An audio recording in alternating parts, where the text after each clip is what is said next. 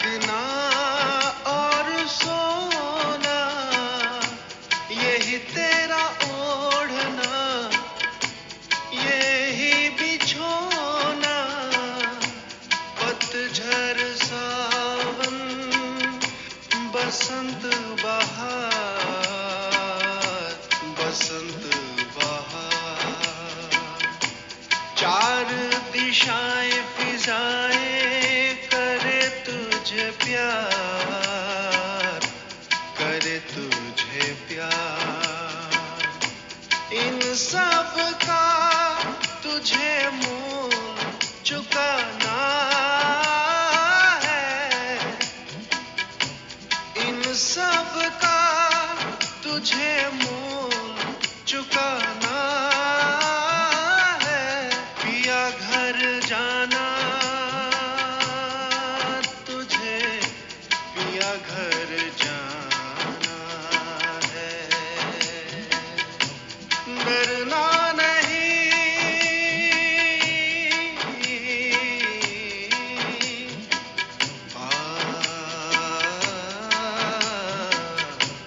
डरना नहीं, शिव सजन तेरे संग है।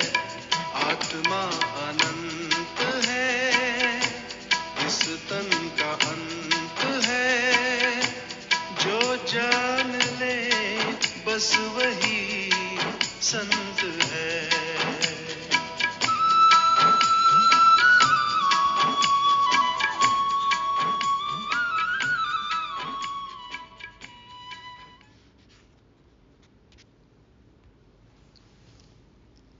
ओम शांति। सभी खुशहाल, पवित्र, विशेष, अक्लमंद गाइड्स को गॉडली मॉर्निंग। आत्मा अनंत है, इस तन का अंत है। जो जान ले बस वही संत है। इस माया के पोंप में हम ये भूल बैठे कि हम आत्माएं हैं। खुद को हम देह समझ रहे हैं और मायावी इज्जत को, आसुरी इज्जत को अपनी पहचान बना बैठे हैं। और इसीलिए कभी अभिमान और अपमान, कभी खुशी, कभी गम, कभी सुख, कभी दुख के बीच झूल रहे हैं। स्पिरिचुअल फादर आकर हमें उल्टी से सुलटी राह पर लेकर आते हैं। तो अब हमें चेक करना है, क्या हम सदा सही, राइट, सुलटे मार्ग पर हैं?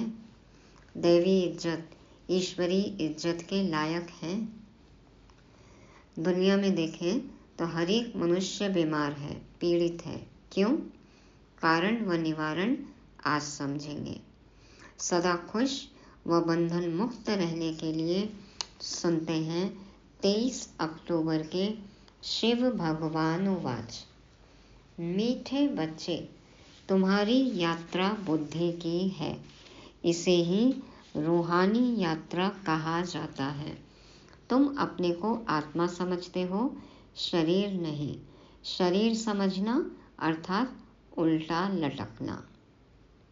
बाबा कहते तुम्हारी ये याद की यात्रा जो है, रूहानी यात्रा, ये बुद्धि की है। तुम कौन हो? आत्मा हो, शरीर नहीं। खुद को यदि शरीर समझे, मना उल्टा लटकना। हम उल्टा लटकते भी हैं, कितनी देर उल्टा रह सकते हैं? हाँ, थोड़ी देर बाद तो असुविधा होगी ना। इसीलिए यहाँ पे हमें दुख है, डिस्कम्फर्ट है, क्योंकि हम उल्टा लटके हुए हैं।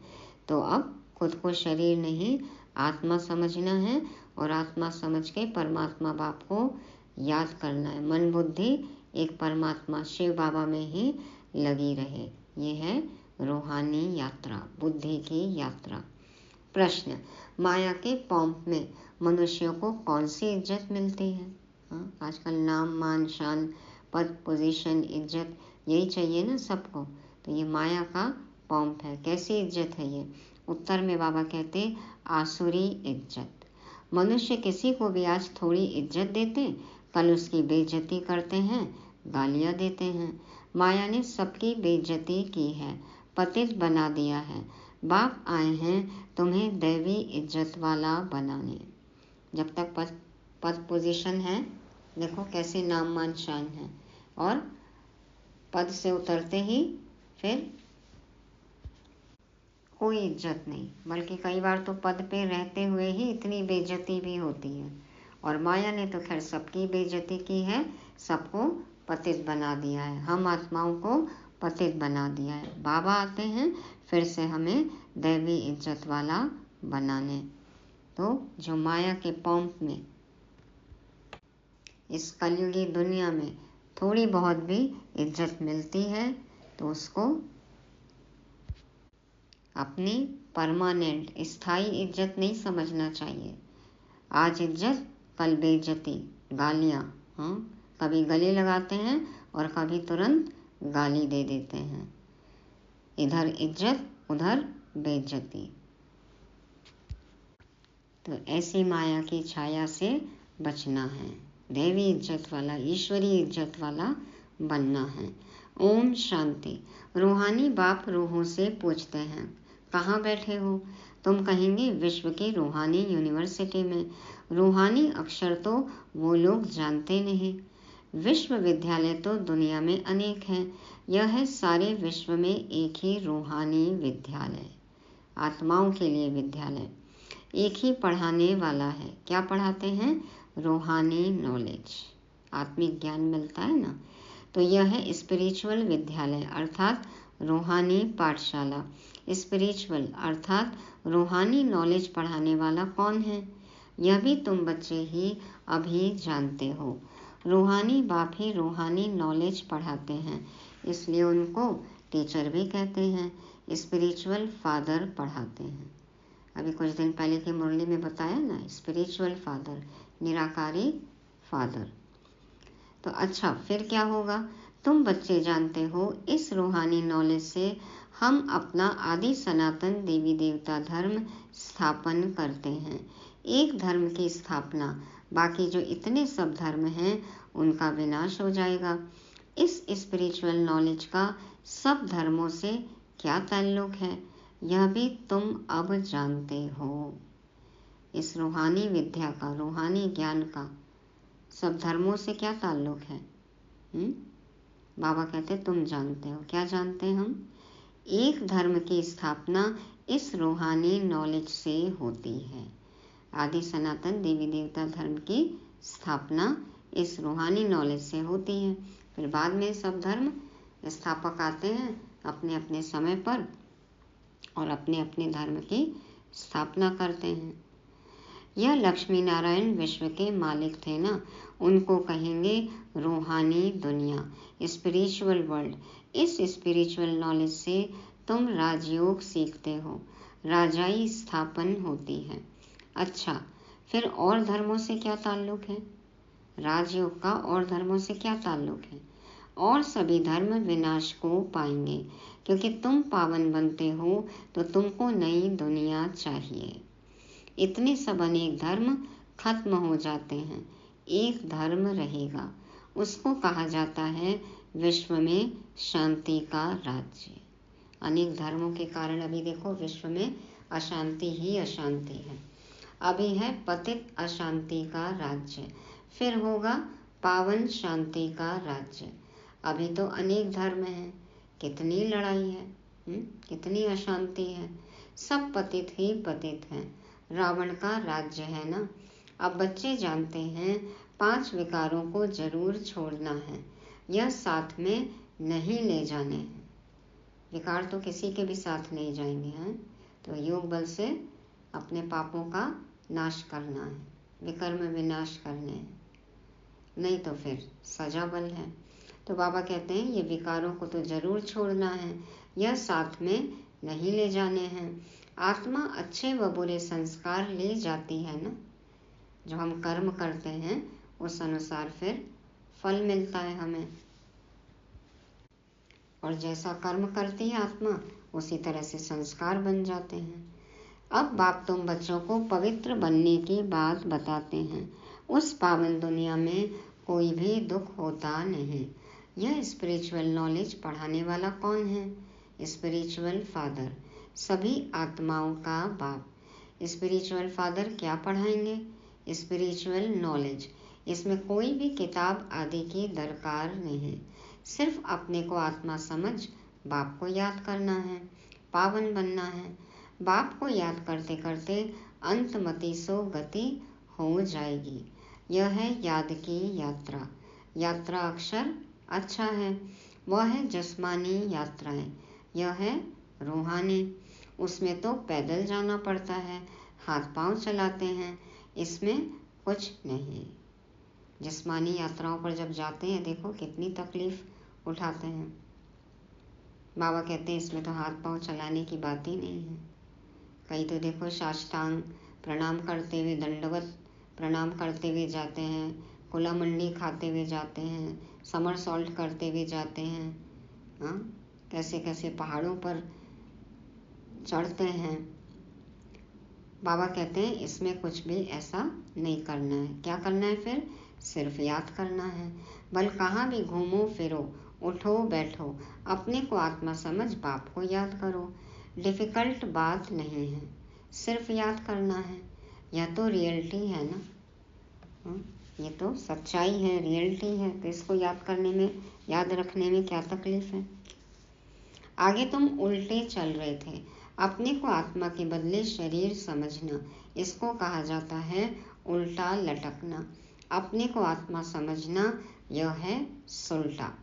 अल्लाह जब आते हैं तब आकर पावन बनाते हैं। अल्लाह की पावन दुनिया है, रावण की पतित दुनिया है।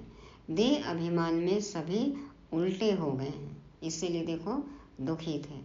हाँ, सांस नहीं आ रही थी, अटकी हुई थी। बाबा ने आकर सही पहचान दी, आत्मा का ज्ञान दिया, सीधा किया, तो अब सांस में सांस आई है। राहत अनुभव होता है ना। तो बाबा कहते हैं देह अभिमान में सभी उल्टे हो गए हैं, अब एक ही बार देही अभिमानी बनना है।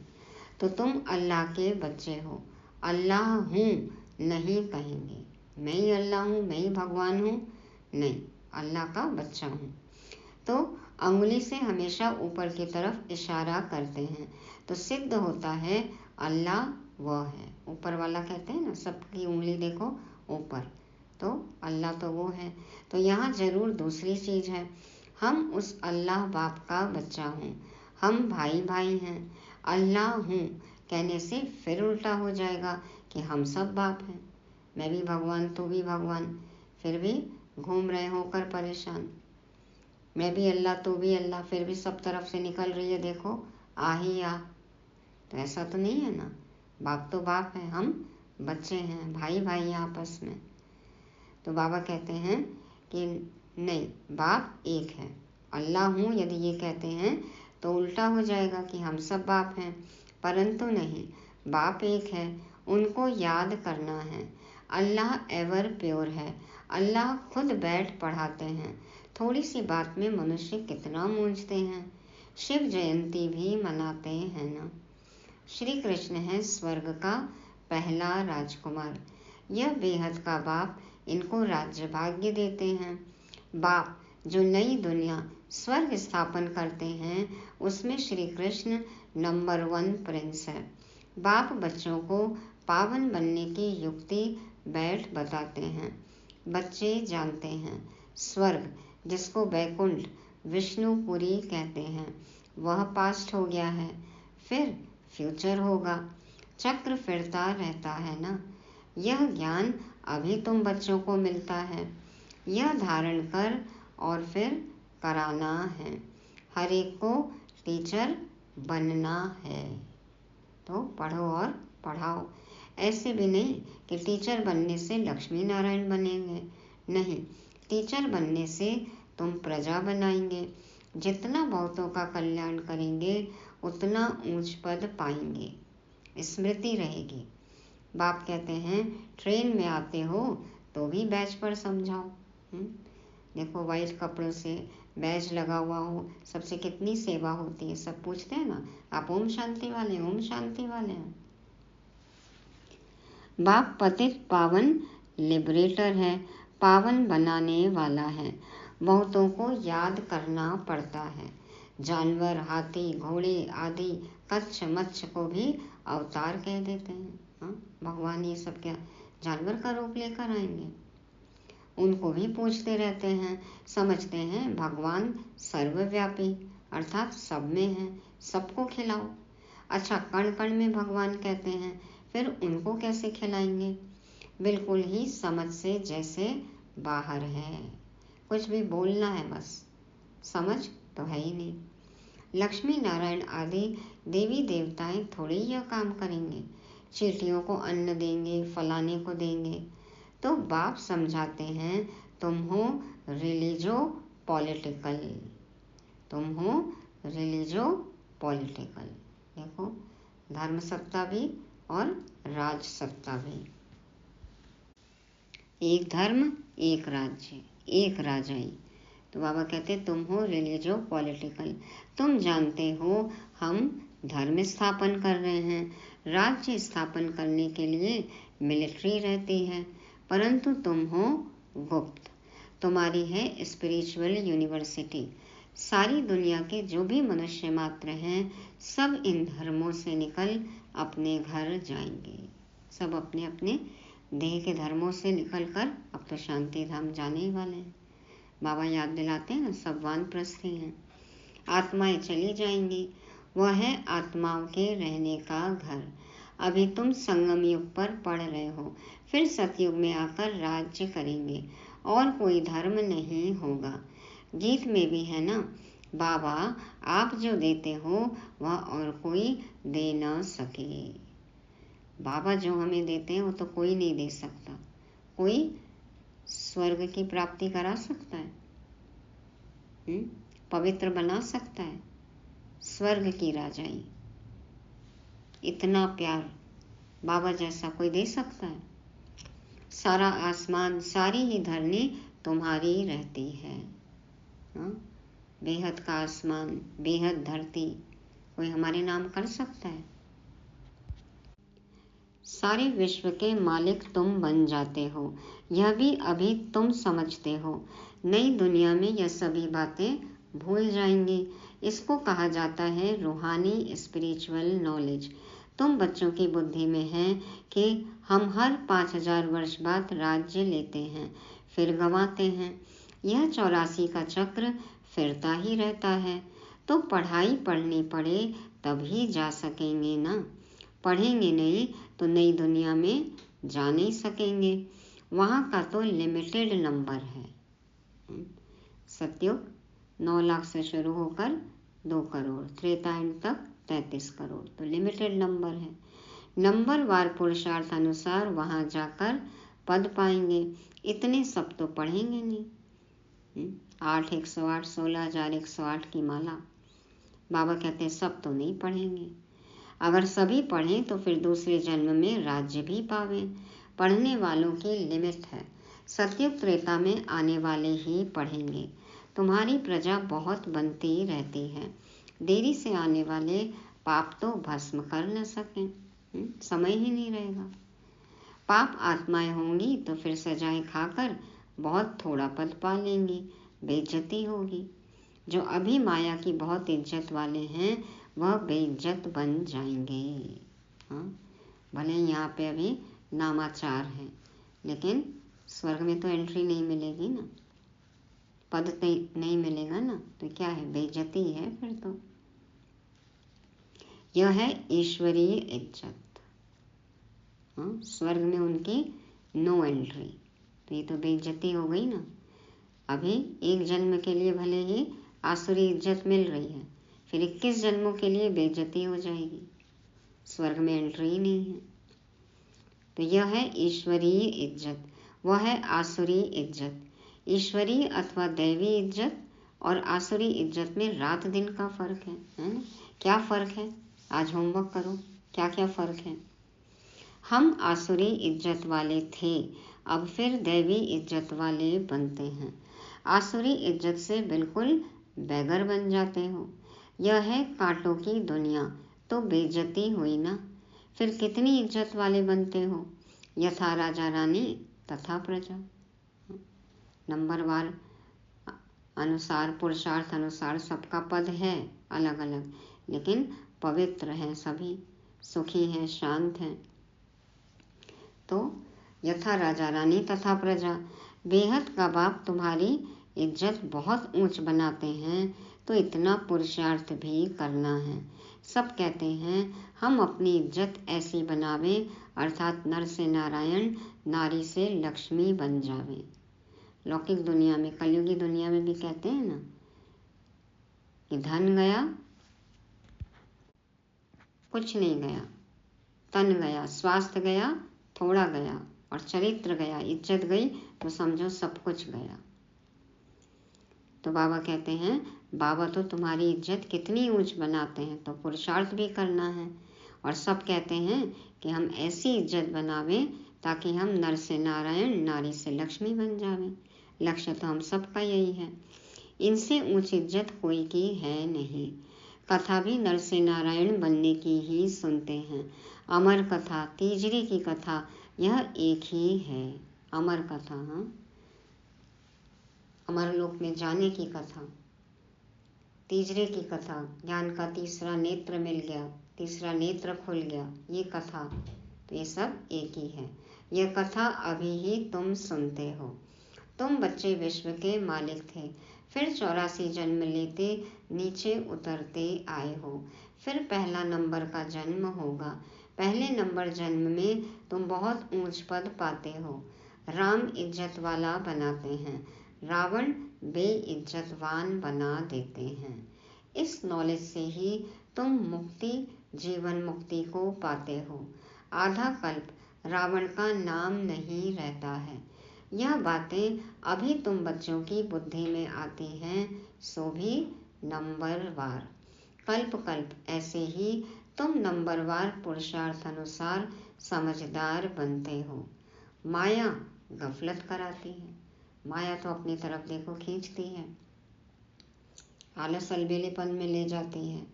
बेहद के बाप को याद करना ही भूल जाते हैं। भगवान पढ़ाते हैं, वह हमारा टीचर बना है, फिर भी एब्सेंट रहते हैं, पढ़ते नहीं हैं। बाबा की मुरली एक दिन भी मिस नहीं करनी है, एब्सेंट नहीं होना है। दर दर धक्के खाने की आदत पड़ी हुई है। क्यों एब्सेंट होते हैं? क्योंकि इधर उधर जाते हैं, बुद्धि इधर उधर जाती है, मन इधर उधर भागता है। भल सेंटर जाके मुरली सुन रहे हैं, लेकिन मन बुद्धि इधर उधर है, तो फिर एब्सेंट है या प्रेजेंट है? शरीर प्रेजेंट है और मन बुद्धि कहाँ है? एब्सेंट है। पढ़ाई पर जिनका ध्यान नहीं रहता है, तो उनको फिर नौकरी में लगा देना होता है। धोबी आदि का काम करते हैं, उसमें पढ़ाई की क्या दरकार है? व्यापार में मनुष्य मल्टी मिलियनेयर बन जाते हैं, नौकरी में इतना नहीं बनेंगे, उसमें तो फिक्स पगार मिलेगी। अब तुम्हारी पढ़ाई है विश्व की बादशाही के लिए, तो हमें तो बादशाही चाहिए, राजा ही चाहिए, हमें नौकर चाकर चुकर चंडाल थोड़ी बनना है। यहाँ कहते हैं ना हम भारतवासी हैं, पीछे फिर तुमको कहेंगे विश्व के मालिक। वहाँ देवी देवता धर्म के सिवाय दूसरा कोई धर्म होता नहीं। बाप तुमको विश्व का मालिक बनाते हैं, तो उनकी मत पर चलना चाहिए। कोई भी विकार का भूत नहीं होना चाहिए, ये भूत बहुत खराब है। कामी को क्या है? जो कामी होते हैं, जो विकारी हैं, उनके लिए बाबा क्या कहते हैं? देखो, कामी को तो बाबा बिल्कुल नहीं पसंद करते हैं ना। तो बाबा का फेवरेट बनना है तो फिर निर्विकारी बनना है। तो बाबा कहते हैं कि विश्व का मालिक बनना है तो उनकी मत पर चलना चाहिए, कोई भी विकार का भूत नहीं हो। क्यों? क्योंकि ये भूत बहुत खराब है। क्या करते हैं? कामी की हेल्थ बिगड़ती रहती है, ताकत कम हो जाती है। इस काम विकार ने तुम्हारी ताकत बिल्कुल खत्म कर दी है, आत्मा एकदम शक्तिहीन हो गई है। नतीजा यह हुआ है आयु कम होती गई है, भोगी बन पड़े हो, कामी, भोगी, रोगी सब बन जाते हैं। क्यों बीमार है सब? क्योंकि भोगी बन पड़े हैं, कामी हैं, रोगी हैं, वहाँ विकार होता नहीं। तो योगी होते हैं सदैव तंदुरुस्त और आयु भी 150 वर्ष होती है, वहाँ काल खाता नहीं। इस पर एक कथा भी बताते हैं। कोई से पूछा गया पहले सुख चाहिए या पहले दुख चाहिए? क्या बोलेंगे हम लोग? पहले सुख चाहिए या दुख चाहिए? तो उनको कोई ने इशारा दिया, बोलो पहले सुख चाहिए, क्योंकि सुख में चले जाएंगे तो वहाँ कोई काल आएगा ही नहीं। सुख की दुनिया में तो काल आएगा ही नहीं, तो बोल दो सुख चाहिए। अंदर घुस न सके काल तो एक कथा बना दी है। बाप समझाते हैं तुम सुख धाम में रहते हो तो वहाँ कोई काल होता नहीं, रावण राज्य ही नहीं। फिर जब विकारी बनते हैं तो काल आता है। कथाएं कितनी बना दी हैं। काल ले गया, फिर यह हुआ। न काल देखने में आता है, न आत्मा दिखाई पड़ती है। इनको कहा जाता है दंत कथाएं। एक से सुनकर दूसरों को सुनाते रहते हैं दंत कथाएं। किसी ने देखा है काल को? काल माना एक तो समय और दूसरा काल माना मृत्यु। कहते हैं ना कि मृत्यु का देवता आया, यमराज आया, भैंसे पर बैठ कर आया, आत्मा को ले गया।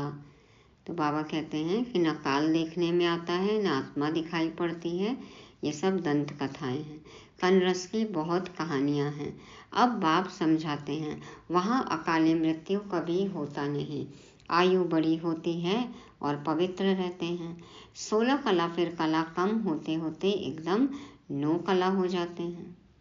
मैं निर्गुण हारे में कोई गुण नहीं। कहते हैं ना, मैं निर्गुण हारे में कोई गुण नहीं, आप ही तरस पर हुई। तो एक निर्गुण संस्था भी बच्चों की है। कहते हैं हमारे में कोई गुण नहीं, हमको गुणवान बनाओ, सर्वगुण संपन्न बनाओ। अब बाप कहते हैं पवित्र बनना है। पवित्र बनेंगे, एक के बाद एक गुण आते जाएंगे। मरना भी है सबको। इतने ढेर मनुष्य सतयुग में नहीं होते, अभी तो कितने ढेर हैं। वहाँ बच्चा भी योग बल से होता है। यहाँ तो देखो कितने बच्चे पैदा करते रहते हैं। बाप फिर भी कहते हैं बाप को याद करो। वह बाप ही पढ़ाते हैं, टीचर पढ़ाने वाला याद पड़ता है। तुम जानते हो शिव बाबा हमको पढ़ा रहे हैं, क्या पढ़ाते हैं वह भी तुमको मालूम है। तो बाप अथवा टीचर से योग लगाना है। नॉलेज बहुत ऊंची है। अभी तुम सबकी स्टूडेंट लाइफ है। ऐसी यूनिवर्सिटी कभी देखी जहाँ बच्चे, बूढ़े, जवान सब इकट्ठे पढ़ते हों, एक ही स्कूल, एक ही पढ़ाने वाला टीचर हो, और जिसमें ब्रह्मा स्वयं भी पढ़ता हो। वंडर है ना। सभी की क्लास में है, देखो कभी भी आए, पाठ सबका एक ही है, रोज एक ही मुरली चलती है। तो वंडर है। शिव बाबा तुमको पढ़ाते हैं, यह ब्रह्मा भी सुनते हैं। बच्चा चाहे बूढ़ा कोई भी पढ़ सकते हैं। तुम भी पढ़ते हो ना यह नॉलेज। अब पढ़ाना शुरू कर दिया है। दिन प्रतिदिन टाइम कम होता चला जाता है। अभी तुम बेहद में चले गए हो। चेक करना है, हद से बेहद में हम गए हैं। हमारी सोच अभी भी हद की है या हम बेहद सोचते हैं? बेहद के बारे में सोचते हैं, माना शरीर के बारे में नहीं, उल्टी सोच नहीं, सुलटी सोच, आत्मा के बारे में, सुविचार, श्रेष्ठ संकल्प। तो बाबा कहते हैं अभी तुम बेहद में चले गए हो। जानते हो यह 5000 वर्ष का चक्र कैसे पास हुआ? पहले एक धर्म था, अभी कितने ढेर धर्म हैं। हाँ, कितने ढेर धर्म, मठ, पंथ, कितना विभाजन हो गया है। अभी सॉवरेंटी नहीं कहेंगे, बादशाही तो नहीं है ना। इनको कहा जाता है प्रजा का प्रजा पर राज्य, डेमोक्रेसी है। पहले पहले बहुत पावरफुल धर्म था, सारे विश्व के मालिक थे। अभी अधर्मी बन पड़े हैं, कोई धर्म नहीं है, सब में 5 विकार हैं। धारणाएं नहीं है ना, धार्यति इति धर्म, तो अभी सब विकारी हैं। बेहद का बाप कहते हैं, बच्चों अब धैर्य धरो, धीरज रखो, धैर्य धरो, बाकी थोड़ा समय तुम इस रावण राज्य में हो। अच्छे दिन आने वाले हैं, आए कि आए, हाँ आएंगे या लाना है, लाना है ना हमें, तो अच्छे दिन लाने हैं। बाबा कहते हैं अभी तुम इस समय रावण राज्य में हो, धीरज धरो। गीत भी है ना, धीरज धर मनवा सुख के दिन आए रे। तो अच्छी रीति पढ़ेंगे तो फिर सुख धाम में चले जाएंगे। यह है दुख धाम। तुम अपने शांति धाम और सुख धाम को याद करो, इस दुख धाम को भूलते जाओ। आत्माओं का बाप डायरेक्शन देते हैं, हे रूहानी बच्चों। रूहानी बच्चों ने इन ऑर्गन्स द्वारा सुना। तुम आत्माएं जब सतयुग में सतो प्रधान थी तो तुम्हारा शरीर भी फर्स्ट क्लास सतो प्रधान था। तुम बड़े धनवान थे, फिर पुनर्जन्म लेते लेते क्या बन गए हो? गुणों रूपी धन था ना, तो फिर अभी देखो पुनर्जन्म लेते लेते कंगाल हो गए, अवगुणी बन गए, आसुरी अवगुण आ गए। रात दिन का फर्क है, दिन में हम स्वर्ग में थे, रात में हम नरक में हैं। इनको कहा जाता है ब्रह्मा का 100 ब्राह्मणों का दिन और रात। 63 जन्म धक्के खाते रहते हैं, अंधियारी रात है ना, भटकते रहते हैं। भगवान कोई को मिलता ही नहीं। भक्ति करते करते भगवान मिलता है? इसको कहा जाता है भूल भुलैया का खेल। इधर जा रहे हैं, उधर जा रहे हैं, भटक रहे हैं, हाँ भूल भुलैया में है। लखनऊ में है ना भूल भुलैया, घुस जाओ एक बार तो पता नहीं कहाँ से निकलना है। तो जो सीढ़ियाँ ऊपर की तरफ जाती हैं उधर चढ़ते जाओ ऊपर तो फिर बाहर निकलेंगे। तो ये भी भूल भुलैया का खेल है। ऊपर वाले का साथ जब तक नहीं होगा इससे बाहर नहीं आ सकते हैं, भटकते ही रहेंगे। तो कहा जाता है कि भगवान कोई को मिलता नहीं, भटकते रहते हैं अंधियारी रात में, 63 जन्म धक्के खाए। तो ये है भूल भुलैया का खेल। तो बाप तुम बच्चों को सारी सृष्टि के आदि मध्य अंत का समाचार सुनाते हैं। अच्छा, ऊपर से आके तो हम सब कुछ भूल गए थे ना, और फिर बाबा देखो आके अंत में हमें सारा समाचार सुनाते हैं, साथ लेकर जाते हैं, भूल भुलैया से निकालते हैं। अच्छा, मीठे मीठे से के लदे बच्चों प्रति माता पिता बाप दादा का याद प्यार और गुड मॉर्निंग। रूहानी बाप की रूहानी बच्चों को नमस्ते। हम रूहानी बच्चों की रूहानी बाप दादा को याद प्यार गुड मॉर्निंग और नमस्ते। शुक्रिया बाबा, शुक्रिया। धारणा के लिए मुख्य सार, पहला पॉइंट, दर दर धक्के खाने की आदत छोड़ भगवान की पढ़ाई ध्यान से पढ़नी है, कभी एब्सेंट नहीं होना है। बाप समान टीचर भी जरूर बनना है, पढ़कर फिर पढ़ाना है। दूसरा, सत्यनारायण की सच्ची कथा सुन नर से नारायण बनना है। ऐसा इज्जतवान स्वयं को स्वयं ही बनाना है, कभी भूतों के वशीभूत हो इज्जत गंवानी नहीं है। वरदान है, संबंध और प्राप्तियों की स्मृति द्वारा सदा खुशी में रहने वाले सहज योगी भव। संबंध और प्राप्तियों की स्मृति द्वारा सदा खुशी में रहने वाले सहज योगी भव। बाबा समझाते हैं, सहज योग का आधार है संबंध और प्राप्ति। बाबा से सारे संबंध याद होंगे, अनुभव करेंगे, प्राप्तियां हमेशा याद रहेंगी, तो देखो कनेक्टेड रहेंगे ना बाबा से, सहज योगी बन जाएंगे। तो सहज योग का आधार है संबंध और प्राप्ति। संबंध के आधार पर प्यार पैदा होता है, और जहाँ प्राप्तियां होती हैं वहाँ मन बुद्धि सहज ही जाता है। कहीं से कुछ मिलता है तो देखो ध्यान वहीं जाता है। तो संबंध में मेरेपन के अधिकार से याद करो, हाँ मेरा बाबा, सिर्फ मेरा बाबा, अधिकार से कहो, दिल से कहो मेरा बाबा। और बाप द्वारा जो शक्तियों का, ज्ञान का, गुणों का, सुख, शांति, आनंद, प्रेम का खजाना मिला है, उसे स्मृति में इमर्ज करो। इससे अपार खुशी रहेगी और सहज योगी भी बन जाएंगे।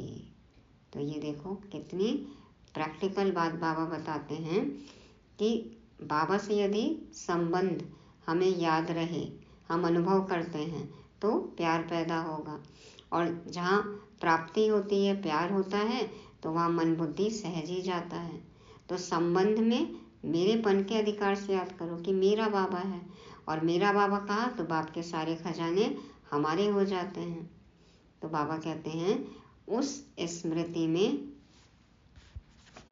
रहोगे कि मैं बाबा का और बाबा मेरा, और बाबा से जो प्राप्तियां हो रही हैं, जो खजाने मिल रहे हैं, वो सदा यदि इमर्ज रहें बुद्धि में, तो इससे हम अपार खुशी में रहेंगे कि इतना सब कुछ मिल गया ना, पाना था सो पा लिया।